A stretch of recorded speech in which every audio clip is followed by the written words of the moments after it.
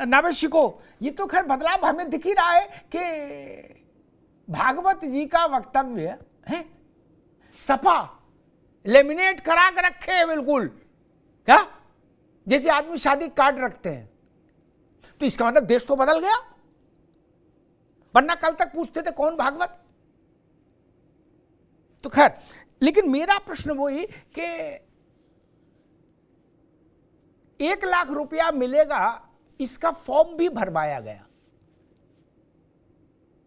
और फॉर्म जब आप ऐसी किसी योजना जिसमें पैसा की बात हो और वो भी 1 लाख रुपए की हो, तो स्वाभाविक है फिर वहां पीडीए, सीडीए, जात धर्म, हिंदू मुस्लिम सब छूट जाता पीछे। नहीं, आदमी कहते भैया नगद नारायण का फार्म में तुरंत पकड़ो। नहीं, अब वो दृश्य आ रहे हैं कि वो महिलाएं घूम रही हैं, कांग्रेस के दफ्तर जा रही हैं और कह रही हैं कि भाई हमको पैसा नहीं मिल रहा। फराज भाई कह रहे हैं कि वो तो उनका मामला है, वो उन्होंने कहा था ऐसा।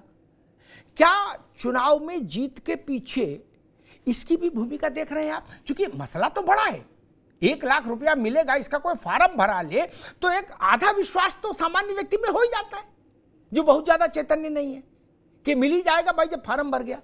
नावेशिको जी, थोड़ा बहुत असर इसका जरूर रहता है, और ये इस तरह का लाभ देना आम महिलाओं को खासतौर से उनके दिलो दिमाग पे उतर आता है। हो सकता है पार्टी को इसका थोड़ा बहुत फायदा भी होता हो, लेकिन एक बहुत साफ बात होती है, जब कोई भी पार्टी अपनी घोषणा करती है या चुनावी अपना एजेंडा रखती है या घोषणा पत्र पेश करती है, तो उसमें एक लाइन की शुरुआती बात ये होती है कि यदि हम जीत गए और यदि हमने सत्ता बनाई तो हम ये योजनाओं का लाभ आपको देंगे। ये बात तो आम लोग भी जानते हैं, आम वोटर भी जानता है। हाँ, लेकिन अगर फॉर्म भरवाए गए, ये मेरे ख्याल में अगर ये बात आचार संहिता के दौरान हो रही होती तो मेरी राय होती ये आपत्तिजनक बात थी, और कहीं ना कहीं आयोग को इसको संज्ञान में लेना चाहिए। वादा करने का अधिकार है, घोषणा करने का अधिकार है, जनता को बताना कि यदि हमारी पार्टी जीत गई, सत्ता में आई, तो आपको नौकरी देंगे, पैसा देंगे, राशन देंगे, कपड़ा देंगे, मकान देंगे, सब कुछ देंगे। लेकिन खैर उन्होंने कहा कि महिलाओं को हम इतनी आर्थिक सहायता देंगे, कोई प्रॉब्लम नहीं है।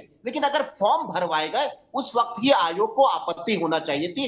फॉर्म उस समय मेरे ख्याल में कि आम समझ जो है वो वो आयोग के फैसलों आचार संहिता के खिलाफ थे। दूसरी बात, आप बहुत बस 10 सेकंड में कह देंगे, जो आपने कही फराज किदवाई साहब जो है वो भागवत जी के किस तरीके से बयान को पेश कर रहे हैं और उनको कितनी वैल्यू दे रहे हैं, और देना चाहिए। खैर उसमें कोई बुराई नहीं है, लेकिन आपने भी बात सही कही कि आप लोहिया जी को ज्यादा ध्यान दीजिए। एक चीज और मैं आपको बताऊं, कल एक कांग्रेस के मित्र जो हैं वो कह रहे थे कि अच्छे खासे बड़े पद पर हैं कांग्रेस के, मैं नाम नहीं लूंगा क्योंकि दूसरे चैनल पे कह रहे थे महाराज हमारे जो मुख्यमंत्री हैं योगी आदित्यनाथ, मैं उनका इतना सम्मान करता हूं कि उनके विकास के कार्यों में अगर अवरोध पैदा किया किसी शक्ति ने भी दिल्ली की, तो मैं बिल्कुल अपनी लाश बिछा दूंगा। तो ये भी योगी जी को लेकर प्रेम भी पांडे जी देख रहे हो कैसा बदलाव आ रहा है। खैर, मैं रविंद्र पटेल के पास एक सवाल लूंगा। रविंद्र पटेल, 2-3 चीजें मुझे बड़ा चौंका रही हैं, हतप्रभ नहीं करनी, चौंका रही हैं। जैसे फराज किदवई साहब की पार्टी जिस गठबंधन में है, उस गठबंधन के लगभग सभी अधिकांश नेताओं ने खुले मंच से यह कहा कि नायडू जी, नीतीश जी, तुम्हें मेरी कसम स्पीकर लेके मानना क्या लोकसभा में। और कुछ नेताओं ने तो यहां तक कह दिया कि कोई सपोर्ट की जरूरत हो तो भी व्हाट्सएप करना, हम सपोर्ट देंगे क्या, लेकिन लेके मानना। अब खबर आ रही है कि भाजपा अपना स्पीकर चुनवाएगी, कहीं कोई उसमें समस्या नहीं, किसी ने मांग भी नहीं की। मंत्रालय बटे तो गठबंधन के दलों को छोटे मंत्रालय मिले, ये बात गठबंधन के लोग नहीं कह रहे, इंडिया गठबंधन के दल वाले कह रहे कि देखो तुम्हें झुंझुना दे दिया तेजस्वी यादव। और तीसरा उदाहरण आपने देखा भागवत जी का। भागवत जी के वक्तव्यों को भाजपा प्रचारित कर रहे, तो बात समझ में आती है, स्वयंसेवक है क्या। भागवत जी के वक्तव्यों को समाजवादी पार्टी और कांग्रेस के भी तमाम नेताओं को मैंने देखा जो सुबह से भयंकर श्रद्धा के साथ भागवत जी को रिपोस्ट कर रहे हैं दनादन, कह रहे भागवत जी के चरणों में मेरा प्रणाम। क्या बात कही है। तो ये तो बदलाव आ गया, और क्या बदलाव आएगा। सरसंघ चालक के चरणों में प्रणाम इन विरोधी दल के लोग कर रहे हैं। करे वाह जी भागवत जी, दिल जीत लिया मेरे यार। तो और कितना बदलाव होगा अभी रविंद्र पटेल? सर देखिए, बदलाव अच्छी बात है और भारतीय संस्कृति का मान बढ़े, सनातन का मान बढ़े, स्वयं सेवा बढ़े, लोग वॉलेंटियर बने, अच्छी बात है। और राष्ट्र निर्माण करे और अच्छी बात है। लेकिन मैं एक बात कहना चाह रहा था कि पहले राउंड में बात छूट गई थी, मेरे बाद में दिमाग में बात आई कि 2007 में आदरणीय बहन मायावती जी ने एक सोशल इंजीनियरिंग चलाई थी। वो 2012 में नहीं चला। 2012 में अखिलेश यादव जी ने साइकिल चलाई, 2017 में नहीं चला। 2017 में भारतीय जनता पार्टी आई, 2022 में आई, 2019 में आई, 2024 में आई। भारतीय जनता पार्टी है कि लगातार 10 साल से सरकार में है और तीसरी बार के लिए भी उन्होंने कमर कस के सरकार बना दी। ये उनका इकबाल है, ये उनका विश्वास है कि चाहे बिहार के नीतीश कुमार हो और चाहे आंध्रा के चंद्रबाबू नायडू हो और चाहे कर्नाटका के कुमार स्वामी हो और चाहे आपके झारखंड और छत्तीसगढ़ के लोग हों, मोदी जी के महिमा मंडन में अपने आप को सुरक्षित पाते हैं और उनको ये लगता है कि जो दे देंगे वो सुकून से हम ले लेंगे। हमें एक स्थायी सरकार चाहिए, क्योंकि बिहार में 2025 का चुनाव होना है। वहां पे उन्हें ये एहसास कराना अपने मतदाताओं को कि हम राष्ट्र निर्माण की ओर अग्रसर हैं। ठीक है रविंद्र बाबू, देखिए जनता बहुत जागरूक हो चुकी है। जो आपसे हम डिबेट कर रहे हैं ये लाइव चल रहा है। पहले दूरदर्शन हुआ करता था कि 2 घंटे 4 घंटे पहले वो रिकॉर्ड कर लेते थे और फिर एडिट करके उसको दिखाते थे। ऐसा नहीं है। अगर मेरे मुंह से कहा से की हो गया, रविंद्र, मैं अवधेश पांडे जी के पास चलूं उससे पहले एक बात समझ में मुझे याद स्मरण आ रही है कि 5-7 दिन पहले 4 तारीख को रिजल्ट आने के बाद से विपक्षी दल कह रहे थे नावेद बाबू कि अब की समझ में आ जाएगा मोदी को, है घुटनों के बल सरकार चलेगी। बैसाखी वाला एक मीम भी डाल दिया था क्या कि कमल का फूल बैसाखी पे टंगा क्या। अब कल से मैं देख रहा हूं उल्टी गंगा बह रही, गंगा सागर से गंगोत्री की तरफ चल रही गंगा, क्या वो गंगा चल रही है जिसमें अब कहा जा रहा है कि नीतीश और नायडू ने कंप्लीट सरेंडर कर दिया भाजपा के सामने। लो, परसों तक कह रहे थे भाजपा ने सरेंडर कर दिया, अब कह रहे नीतीश और नायडू ने सरेंडर कर दिया। भाई चाहते क्या थे कि लट्ठम लट्ठा हो? लट्ठम लट्ठा चाहते थे तो ये बोलो खुल के कि हम चाहते थे लट्ठम लट्ठा हो, नहीं हुई इसलिए हम निराश हैं। मैंने आज कुछ लोगों को कहते सुना, विपक्ष के नेताओं को, कि नीतीश और नायडू को अगर स्पीकर भी नहीं मिलता है तो ये कंप्लीट सरेंडर होगा भाजपा के सामने। अवधेश पांडे जी, आपके लिए तो ये प्रसन्नता की बात होना चाहिए, परिणाम जो आए सो आए, कि सरसंघ चालक का वक्तव्य जितना भाजपा के लोगों ने रिपोस्ट नहीं किया श्रद्धा के साथ, उससे कई 100 गुना ज्यादा श्रद्धा के साथ विपक्ष के बड़े बड़े नेताओं ने रिपोस्ट किया है। और मुझे तो इस बात की संभावना दिख रही है कि हो सकता है कि भागवत जी की फोटो भी विपक्षी नेता अपने वहां घर में लगा ले। अवधेश जी, अवधेश जी शायद कुछ तकनीकी दिक्कत है, जुड़े बताइए। फराज किदवई साहब, वही मसला कल तक कहा जा रहा था कि बीजेपी ने कंप्लीट सरेंडर कर दिया नीतीश और नायडू के सामने, अब कहा जा रहा है नीतीश और नायडू ने नाक कटा दी, सरेंडर कर दिया बीजेपी के सामने। माजरा क्या है?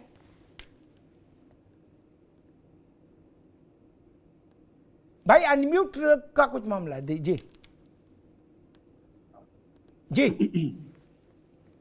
जी अमिताभ जी, मैं इस माजरे पे भी आता हूं, लेकिन उससे पहले एक और माजरा मैं आपको बताता हूं। देखिए, चाहे वो भगवत गीता हो और या रामचरितमानस हो, इसको मैं भी पढ़ सकता हूं और आप भी पढ़ सकते हैं और पूरे देश पढ़ सकता है। और इसको अगर फराज किदवई पढ़ता है तो ये बदलाव नहीं आया है, ये हमेशा से हमारे देश का कल्चर था। क्योंकि विष्णु पुराण में लिखा हुआ है कि उत्तरम यत् समुद्र से हिमाद्रय से दक्षिणम वर्षम तद भारतम नाम भारतीय संतति।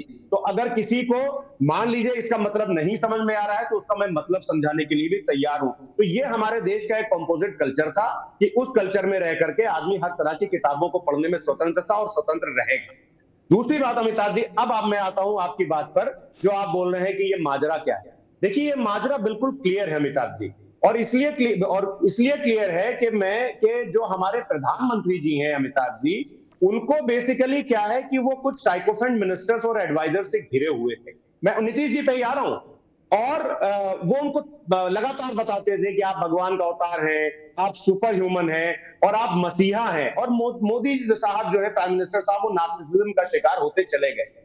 गोस्वामी तुलसीदास जी ने रामचरितमानस में लिखा हुआ है कि सचिव वैद गुरु तीन जो प्रिय गोलहि भय आस, राज धर्म तन तीन कर होई बेगे ही नाश। इसका मतलब आप तो बहुत विद्वान आदमी, आप समझ गए होंगे। ठीक है फराज भाई, समय कम है। ठीक ठीक ठीक जी, अच्छा, तो रही बात नीतीश कुमार जी की। ठीक है फराज भाई, आगे इसी में सब आ गई। राज वैद्य और गुरु भय के चक्कर में गलत सही न बोले तो धर्म का नाश हो जाता है, ठीक बात है। लेकिन हमें पार्टी बता दो, कौन सी पार्टी देश में जिसके आला कमान के सामने जाके राज वैद्य और गुरु को ये बोल पाए कि आप गलत कर रहे हो। एक पार्टी बता दो, मार लाठी बाहर निकाल दिया जाएगा 5 मिनट में। बातें करना सरल है। खैर, और दूसरी बात, फराज किदवई गलत समझ गए, मैंने भागवत धार्मिक ग्रंथ की बात नहीं कही थी। मैं बात कर रहा था मोहन भागवत के वक्तव्य को लेमिनेट करा के आप गले में डाले हो। भागवत पढ़ने में क्या आपत्ति है मेरे भाई, सब पढ़ो। आप मोहन भागवत का वक्तव्य गले में डाले हो, यह बदलाव है। भागवत पढ़ना कौन सा बदलाव है? जब इस देश में हजारों साल से भागवत पढ़ी जा रही है, जब दूसरे धर्म धरती पर पैदा नहीं हुए थे तब से भागवत पढ़ी जा रही है, उसमें कौन सी नई बात है ना। अवधेश पांडे जी, मेरे ख्याल से आज आप लोगों को ये तो संतोष होना चाहिए, प्रसन्नता भी होनी चाहिए कि जितना भागवत जी का वक्तव्य कल का भाजपा और बजरंग दल और विश्व हिंदू परिषद ने रिट्यूट नहीं किया, उससे कई गुना ज्यादा शक्ति और सामर्थ्य और श्रद्धा के साथ विपक्षी गठबंधन के लगभग हर नेता ने किया है और लिखा भागवत जी प्रणाम, क्या बोले हो, जय हो। अवधेश जी देखिए अग्निहोत्री जी, भागवत जी ने कहीं भी, वो एक ऐसे कार्यक्रम में बोल रहे थे जिसमें संघ के कार्यकर्ताओं के बारे में नैतिक और मर्यादा की शिक्षा दी जा रही थी, उसमें कहीं से उसका कोई संदर्भ भाजपा बसपा कांग्रेस से नहीं था। लेकिन उनको कुछ बुद्ध निरपेक्षों ने हथियार के रूप में इस्तेमाल किया। मैं उनको धन्यवाद देना चाहता हूं, खासकर किदवई साहब को, कि अगर वो भागवत जी को समझते और संघ को समझते और संघ किस प्रकार से व्यक्ति निर्माण करता, तो ये परिवारवाद, भ्रष्टाचार, ये जो करते हैं समाजवादी पार्टी के लोग, तो कम से कम उससे प्रेरणा लेते और परिवारवाद का जो ये मकड़ जाल में फंसे हुए हैं, जो ये भ्रष्टाचारी लोग हैं, कम से कम उससे दूर होते। पढ़ना चाहिए इनको लोहिया को, कि किस प्रकार से लोहिया जी का जीवन चरित्र था और किस प्रकार से लोहिया जी ने भी गांधी के चिंतन को महसूस किया और राम राज्य की परिकल्पना को सर्वश्रेष्ठ शासन व्यवस्था मानी। तो किदवई जी को उसको पढ़ना चाहिए। मैं फिर पलट के आता हूं कि जो गारंटी कार्ड बांटा कांग्रेस ने, उसको आप देखेंगे तो उसमें बाकायदा बार कोड लगा हुआ है और उसमें लिखा है कि आपके घर में मतदाताओं की कितनी संख्या है, आपकी उम्र क्या है, आपके पिता का नाम क्या है, आपका बैंक का क्या है, आपका डाकखाना क्या है। उसमें एक सुप्रीम कोर्ट में रिट भी हुई है। जो 99 एमपी कांग्रेस के चुने गए हैं और कांग्रेस का ये न्याय पत्र आया है, उसके खिलाफ आज एक सुप्रीम कोर्ट में याचिका भी हुई है। एक प्रकार से लालच दे करके, लोगों को गुमराह करके, भ्रम फैला करके, गरीब लोगों के साथ विश्वासघात करके वोट प्राप्त करना, ये इंडी गठबंधन के लोगों ने किया है। तो इसका भी थोड़ा असर इंडी गठबंधन के लोगों को हुआ है और कुछ भोले भाले ग्रामीणों के साथ इन्होंने विश्वासघात काम करने का काम किया है। ये बात दीगर है कि हर चुनाव की समीक्षा होती है, हम भी समीक्षा करेंगे और जनादेश का सम्मान करते हुए उसके अनुसार अपनी रणनीति बनाएंगे। और पुनः एक बार उत्तर प्रदेश के चुनाव में हमारे साथ ऐसी कोई कोई समस्या नहीं है कि अखिलेश यादव जी दिल्ली के अंदर भी वो सदन के नेता होंगे, उत्तर प्रदेश के अंदर वो क्या करेंगे। तो हम ऐसे ही नहीं है कि दो नाव पर पैर रखना है, दिल्ली में भी रखें, उत्तर प्रदेश में रखेंगे। और दोनों नाव पे रखने पे क्या होता है, कहावत आप जानते हैं। ठीक है, हमारे यहाँ उत्तर प्रदेश में ठीक, आ गई बात।